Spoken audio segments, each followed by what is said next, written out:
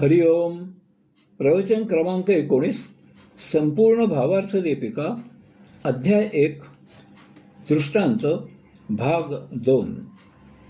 भावार्थ दीपिका सांगताना माऊलीने त्या विषयाला अनुसरून अतिचपकल उच्च साहित्यिक दर्जाचे अतिउत्कृष्ट असे ठिकठिकाणी दृष्टांत दिले आहेत. हाही एक अनुबंध पाहण्यासारखा आहे. त्या ओळीचे निरूपण करताना या दृष्टांताचे निरूपण केले आहे. काही दृष्टांत माझ्या दृष्टीने विशेष आहेत. त्यांचे निरूपण हा विषय विस्तृत असल्यामुळे याचा आपण एका स्वतंत्र लेखामध्ये परामर्श घेऊ. ओबी क्रमांक 243. जैसे काष्टे काष्ट मथीचे, तेच वन्ही एक उपजे, तेने काष्टजात जाळीचे प्रज्वळलेनी. एका लाकडावर दुसरे लाकूड घासले की त्या घर्षणाने त्यामधून अग्नी प्रज्वलित होतो आणि त्या अग्नीमुळे घासायला घेतलेली ती दोन्ही लाकडे जळून राख होतात. दोन शेजाऱ्यांचे जन्मसिद्ध हक्क असल्याप्रमाणे वैर असते. दोन शेजारी न भांडता एकमेकांच्या सहकार्याने राहत आहेत असे फार कमी पाहायला मिळते. एकदा त्यांचे भांडण इतके विकोपाला जाते की एक शेजारी त्याच्या शेजारी सहकुटुंब बाहेरगावी गेला असता त्याचे घर पेटवतो, परंतु अल्पावधीतच त्याचेही घर पेटते. दोन भाऊ असतात. वडील मृत झाल्यावर त्यांच्यात समसमान वाटणी करायचे ठरते, परंतु अडचण अशी येते की विहीर एकच असते, दुभती म्हैस एकच असते. त्यांची वाटणी कशी करणार? कारण दोघांनी विहीर आणि म्हैस हवी असते आणि तडजोड करायला कोणीच तयार नसते. परंतु आईची विभागणी करताना दोघेही एकमेकांना म्हणतात, आईचा तूच लाडका आहेस म्हणून आई तूच घे. या त्यांच्या कलहामुळे विहिरीचा हक्क पलीकडील शेजाऱ्याला विकला जातो. म्हैस विकून अर्धे पैसे घेतले जातात. दोघेही दूध विकत घेऊ लागतात. दोघेही गावसाईच्या सार्वजनिक विहिरीवरून तेथील भांडणात सहभागी होत पाणी भरू लागतात.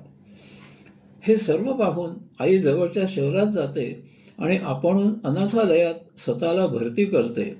याची त्या दोघांना ना खंत ना लाज. माझा एक मित्र आहे. त्याच्याशी त्याच्या भावाचे घनिष्ठ मैत्री असल्यासारखे संबंध आहेत. सतत बरोबर असतात.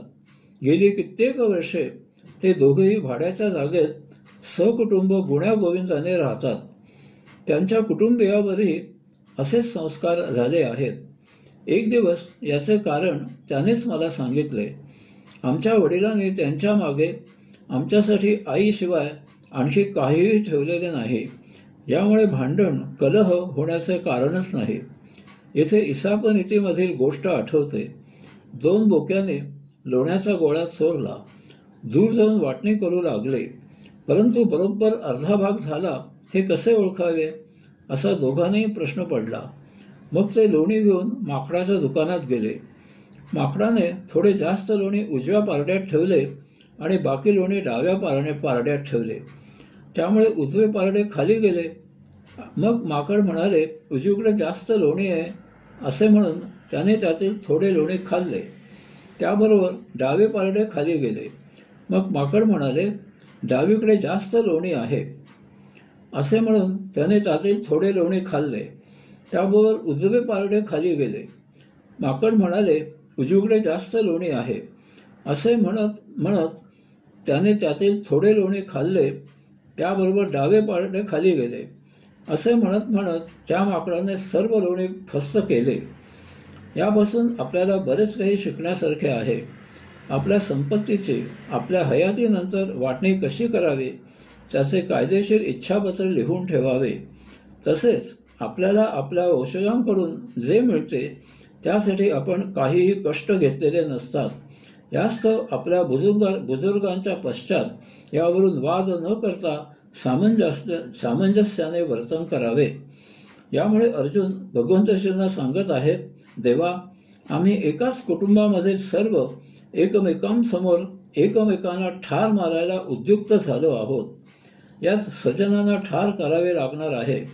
कोणाचाही जय किंवा पराजय झाला तरी दोन्ही बाजूला आमच्याच नातलगांचा संहार होणार आहे हे मला समजतंय, म्हणून मी युद्ध करणार नाही. हरिओम.